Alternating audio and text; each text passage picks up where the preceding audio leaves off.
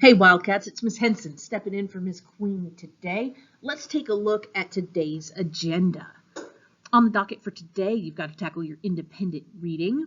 We're going to talk a little bit about how to structure body paragraphs in an informational or explanatory essay, and we'll look at some sample body paragraphs from released EOCs and practice some scoring here so you can calibrate, what your writing looks like versus an exemplar. Today's learning targets are I can find evidence from a text to support a thesis or main idea, and I can structure a body paragraph. Remember, as you move through today's lesson, feel free to pause this video at any time to replay an item or to take some notes or to look at something more thoroughly or just to think through an answer before I give it to you. The key to making these kinds of lessons effective is following the prompts and interacting with the lesson. Let's get started. So first things first, you got to tackle your countdown timer. So go ahead, find your independent reading materials, set that timer for 15 minutes, and get your independent read on. So go ahead and pause me. I'll be right here when you're done.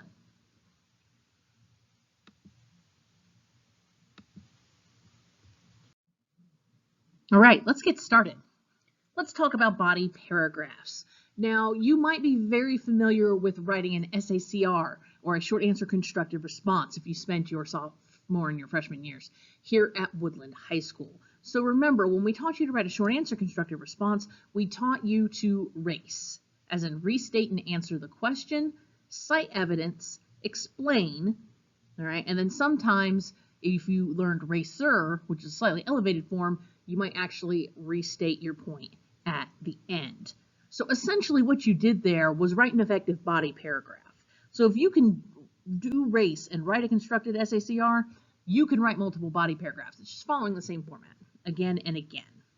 So remember, body paragraphs always begin with a topic sentence. That's the first sentence of a body paragraph, and it ties each paragraph back to your thesis statement, all right, in the order in which you list ideas in your thesis. Remember, the order that you list ideas in your thesis matters, all right, and it sets up the structure of your paper. So the sample thesis statement we have here is technology affects the brain by shortening attention spans, altering sleep patterns, and limiting social skills. So what would we expect the 3 body paragraphs in this paper to be about?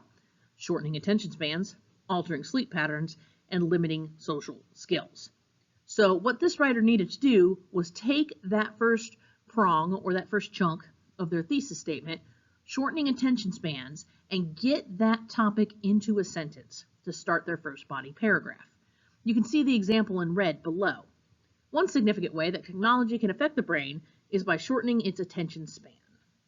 So here we see that same verbiage cropping up at the tail end of that topic sentence.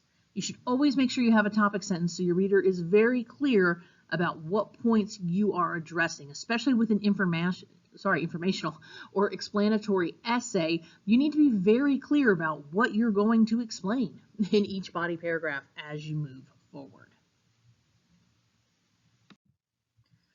We can see for topic sentence number 2, all right, for their second body paragraph, it should be about altering sleep patterns. One of the things that students run into with body paragraphs too is how to transition.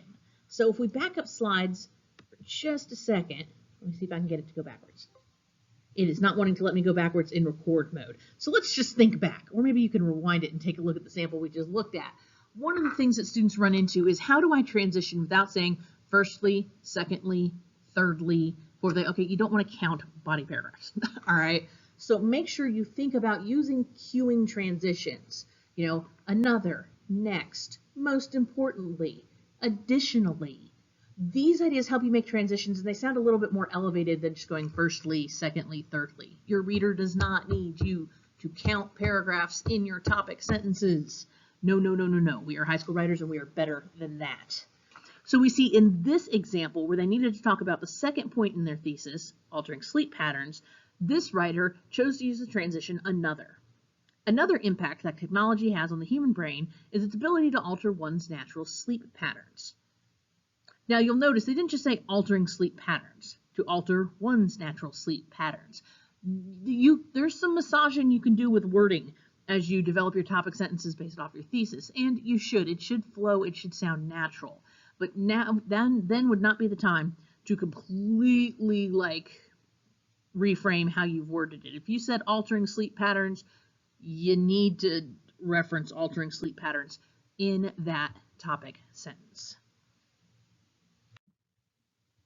And this writer, of course, needs to address the third portion of that thesis in their third body paragraph, so on and so forth. We should remember, too, that this type of thesis statement, this kind of three-prong or three basic thesis statement, it works for very small essays like what you're going to do on the EOC, because you've only got 90 minutes from start to finish to write it. Now, that being said, when you're writing larger, more complex pieces, you're going to find that you kind of need to think of subsections, and then you would expand on those in greater detail, maybe by having multiple body paragraphs about each one of those points. That's how people write papers that are, 25 and 30 pages long. So this same structure of thesis statement does work for longer papers, but you really have to consider how you're grouping terms together. When you're writing just a very small 4 or 5 paragraph essay, this structure becomes almost very formulaic in that you can take that term and just plug it into your topic sentence. Poof, done. Which is what we see this person has done in their third example. Last, but not least, or they could have said lastly, scientists claim that technology can ultimately affect the brain's social abilities. So there they had limiting social skills. Here they have affect the brain's social abilities. All right, those are still talking about the same thing. That's okay. So like we said, you can massage the wording here, and that's going to help with tone and just word variety and flow in your paper. But you want to make sure that as you're kind of massaging those words, you don't get off topic and you don't turn the topic of your body paragraph into something that does not match what you said you were going to discuss in your thesis. Now, of course, as you move into a body paragraph, the first thing, of course, is that topic sentence that we just looked at. From there, your body paragraphs need to follow your topic sentences. All right? The next section of your body paragraph should be a mixture of direct quotations and paraphrasing. So let's talk about those for a moment.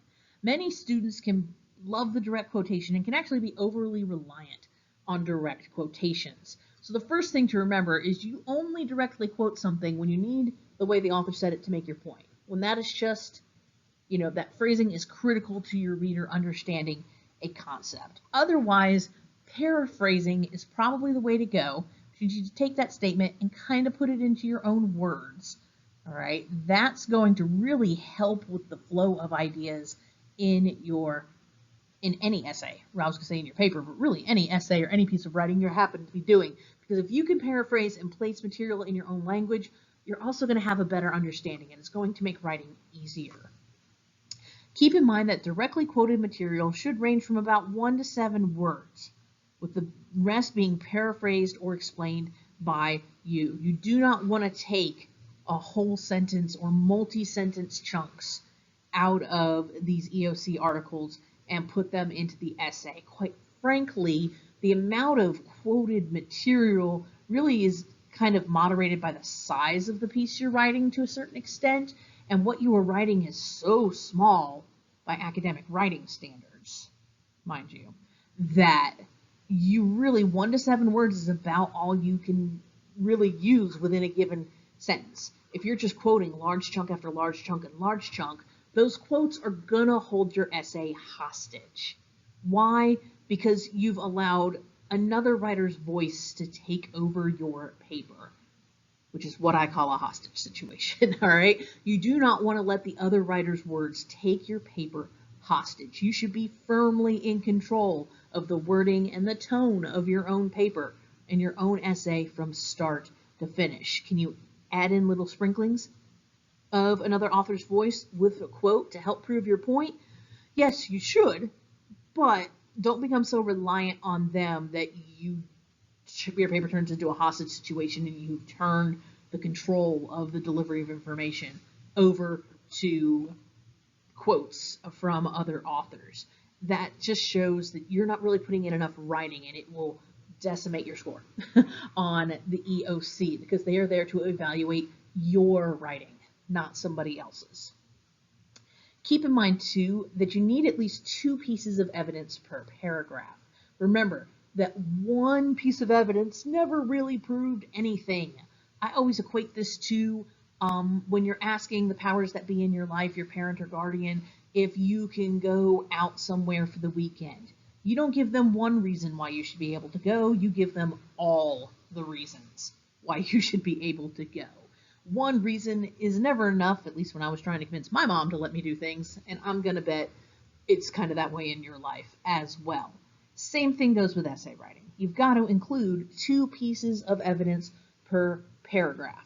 All right, so 2 pieces of evidence. So if you remember your short answer constructive response race strategy, it was restate and answer, then it was cite evidence, explain, and then in this case you'd have to cite evidence, explain again, and then you'd have to wrap it up. All right, so it would be R-A-C-E-C-E if you were going to use each letter independently. So at least 2 pieces of evidence. That being said, also remember, don't become so overly reliant on evidence that you don't explain things. Every piece of evidence you put in your paper is going to need to be explained. And we're going to talk about that as well. But before we do that, let's look at a sample. According to scientific evidence, excessive use of technology can ultimately cause sleep difficulties that can impact a person's well-being.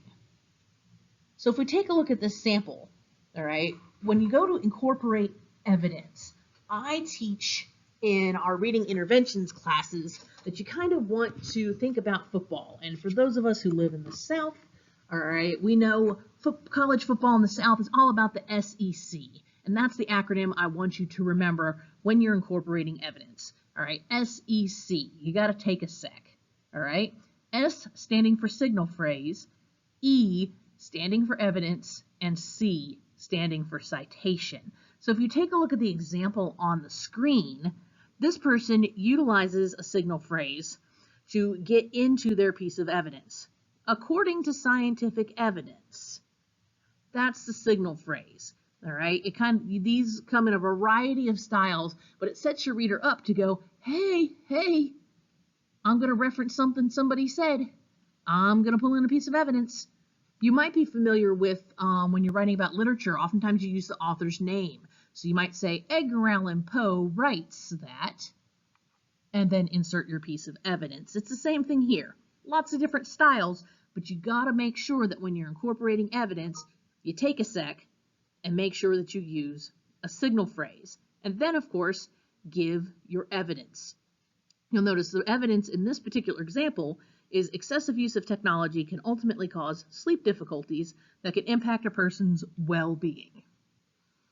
Now you'll notice this person did pull in actually 2 quotes, the words sleep difficulties and well-being, because those were the phrases from the article that they read that were critical to the scientist's explanation and the reader's understanding. But they wove everything else in their own language. Remember, the more you can weave it in your own language, the more you are taking ownership and control over that paper. So remember, when incorporating evidence, we said you had to take a sec. S, using a signal phrase. E, all right, providing evidence. And then C, a citation. So of course we see the parentheses here at the end with what is the author's last name for this particular example. Now, you're probably familiar with citations at this point, or sometimes these are called internal citations or internal parenthetical citations. All the same thing, all the same rodeo. Normally in English class, we have you use the author's last name and the page number, which fits Modern Language Association guidelines, or MLA guidelines. Now, that being said, you're going to run into some situations on the EOC where they give you articles, and those articles have titles, but they really don't have anything else. They don't list authors, they don't have page numbers, anything like that. And all English teachers, I'm sure, would say, like, we really wish that they would do something and give you something legitimately to cite. But what you may have to put in the parentheses instead on the EOC, because you don't have any authors' names, is you may just have to put the article title there to show which article you're referencing. Oftentimes, students will list the article title and then maybe the paragraph number. They'll write para, P-A-R-A, period, and then the paragraph that it showed up in to show it came out of this article and it was in this paragraph. The key is, even on the EOC, you want to make sure that you provide a citation, because that shows you know you have to give credit to where your evidence and information came from. So remember that as we're writing body paragraphs, we're going to make sure we have topic sentences. We're going to make sure we provide at least 2 pieces of evidence, and we're going to make sure that when we incorporate our evidence that we take a sec and make sure we structure that sentence with a signal phrase, evidence, and a citation. Once you've incorporated your evidence, then you have to elaborate, all right? Elaborate is a fancy word for explain. You need to remember that it's your job as the writer to connect this evidence back to the point you're trying to make in your thesis statement. That burden of proof, we often call it in research writing, is on you. And you should elaborate after every piece of evidence. Very rarely should you be hooking together multiple pieces of evidence before you explain. And it should be more than just a summary or a retelling of the evidence provided. Make sure that when you elaborate, you're explaining how it connects to or supports an idea. Don't just restate the same thing you just said. Also, you must link, sorry, I'm yawning a bit here. You must link the evidence back to your claim by using a noteworthy reference. So remember to make sure if you expand upon an idea, particularly with informational writing, this can very quickly turn into a big old string of evidence with no explanation as to how it connects back to the topic you're trying to explain. So remember, informational or explanatory writing really is all about elaboration or explaining how those concepts prove the point you're trying to explain. So remember, you can explain and expand upon ideas in a lot of ways. You could just give a general knowledge example, something people just, kind of sort of know. It's in the broad base of human knowledge. You could give a historical example to support your point. You could give an observational example, just something that, people have observed throughout the course of time. You could talk about a societal trend. It's one of those things where you talk about currently society seems to feel that. Or you could even talk about an educational trend, right? Or something that's happening that might prove your point. So always remember, when you're trying to elaborate on a topic, you want to explain and think diversely about how you can illustrate or explain how that piece of evidence proves the point that you've made in your topic sentence. Then, of course, within a body paragraph, once you've had a topic sentence, you've given evidence and elaborated, you've given evidence and elaborated at least twice, you may need to do it more than that, then you've got to wrap up with an ending statement. That's the last sentence of each body paragraph. Remember, don't just leave off at your elaboration. It's your job to wrap up that paragraph and kind of hook it, or keep your reader reading by kind of leading the way, giving a little nod to the next paragraph. Also, make sure that that last sentence ties your entire paragraph back to your thesis statement in a meaningful way. Here's an example for body paragraph 1, which was about attention span. Ultimately, despite the increase of technology's popularity within our education system today, educators might be dismayed by the scientific evidence that links it to shortening attention spans amongst young adults. This person used a great transition here, ultimately, comma, as it gives that signal of, hey, we're wrapping up. They also note that despite the increase in technology's popularity, that even though, yes, it's becoming increasingly more popular, it's still linked to shortening attention spans, which was the whole point of that paragraph, right? Was the whole point of the topic sentence. So make sure you link it back around before you move on. So remember, the overall organization of a body paragraph is to have a topic sentence, evidence and elaboration, and more evidence and elaboration if you need it, and then to have an ending statement. You kind of want to think of it like a sandwich. Your topic sentence and your ending statement are the bread that hold together all the good stuff in the middle of each body paragraph. So you're kind of making, if you will, multiple sandwiches as you work your way through writing your body paragraphs. With that in mind, let's go back to this.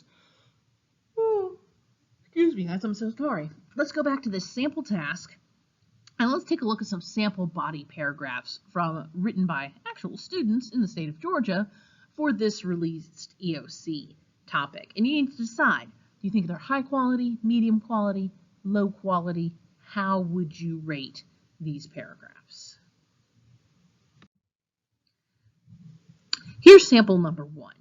Take a moment to pause me, read the paragraph, and then decide. Would this be high quality, medium quality, low quality body paragraph? Why or why not?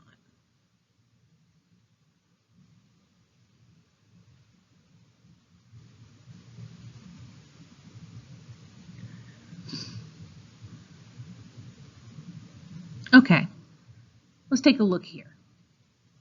This body paragraph, I would rate is kind of like mid to high quality. It is not the highest quality sample that we will see, but it's not a low quality sample. There's a lot that's happening here that's very, very good.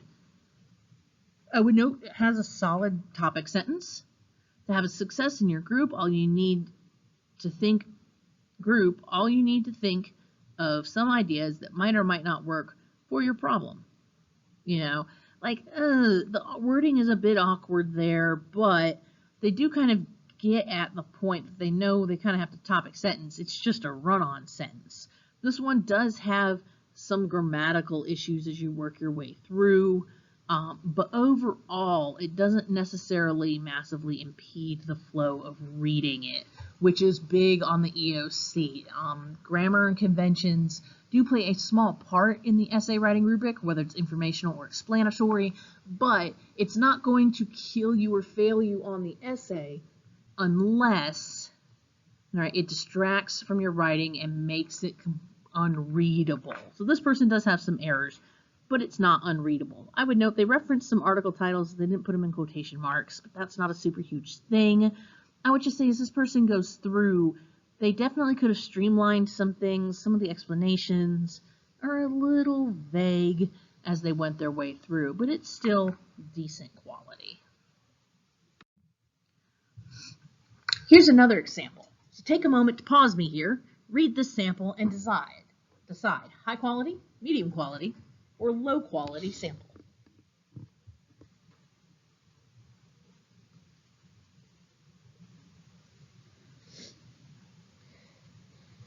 This sample, all right, is maybe a little deceptive. This is a high quality sample. This is a solid body paragraph, and actually got maximum points for this student on an EOC. Now you notice it's only one body paragraph. The key is a body paragraph should address just a single individual idea component that's related to your thesis. It shouldn't be addressing all of the things in one paragraph. It has a good topic sentence. As a leader, it's their job to keep a vigilant eye for anyone that feels this way or anyone that makes another person feel this way and put a stop to it. So they make a statement. You would notice they've got 2 pieces of evidence, and you could tell very clearly because they included citations, which was something the previous sample did not include. If you want an opportunity at maximum points on your EOC essay, whether you're writing the informational or the explanatory essay, you've got to make sure to include citations. So don't forget the acronym that we talked about. When you're writing that evidence sentence, you want to make sure you take a SEC, S-E-C, and make sure that sentence includes a signal phrase, evidence, and a citation. I will say this person didn't quite do the world's best job wrapping up the end of that paragraph. They kind of just have this dangling citation here with not much going on after it, so it's still not perfect, but it sticks to the topic. It hammers home one specific point, and they do provide appropriate evidence from both passages. That is key. You want to make sure that as you're writing your essay, you provide evidence from both passages. That doesn't necessarily mean that evidence from each article needs to show up in every paragraph, but you kind of want to think about balancing out and making sure that you are using evidence from both of the articles that they provide you, and that you're not really leaning too heavily one direction or the other. I would note this person uses solid transitions. They also do a pretty decent job linking their material together, and they do provide some explanation to their evidence. Now take a moment and read sample 3. I said pause me and decide what you think. High quality, medium quality, or low quality sample.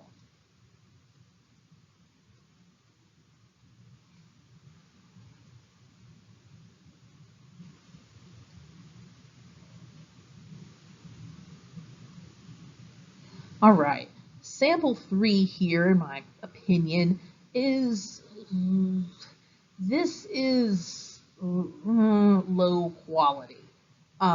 It's maybe on the higher end of low quality, verging on the low end of, middle quality, if you will. I prefer a scale than just like lumping something into 3 categories. But there are some obvious issues here, like the topic sentence. First off, the do's. Oh dear. All right, we do get some semblance of an idea that this person is going to talk about, well, the do's, what you should be doing. That being said, the language here is rather informal, and it's not holding up to that academic style writing that they're looking for in these essays. Now, this is what you leaders want to encourage the group to do. You'll see, it almost doesn't even sound like an essay. It sounds like, this person's wagging their finger and talking at people going, now this is what you want them to do, instead of talking a bit more broadly. When you say things, what you leaders, or it says, this brings me, this also you want to, you've hyper narrowed the audience by using that type of language, and as a result, it takes the focus kind of off the broader audience that an essay is really supposed to be written for. Like I said, there's other sentences here. You also want to encourage confidence. All right. Not anything inherently wrong with that sentence, but the sentence style here is rather short, choppy.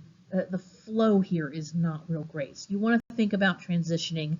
I would also note, not real sure where the evidence is here, where the explanation is here, and we see no actual, cited references to the articles that they provided anywhere. There's definitely no citations to back those up. They do look like they're kind of nodding to and referencing some of the ideas in the actual articles, but they haven't even attributed those to the sources that they took them from, which shows a lack of understanding of how to incorporate evidence. Now let's look at sample 4. Go ahead, like I said, pause me, take a moment to read, and rate it and decide how you would think. And then I'll tell you what I think.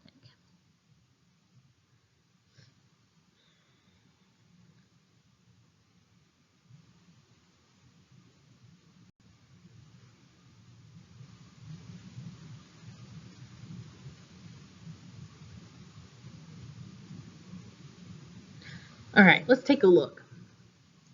This one utilizes a good transition to start off with. In some groups, there are a few people in the group that the rest of the group regards as more important or more valued. So we know what this person's going to talk about. These people in the group that see themselves as more important or more valued, and how you deal with that.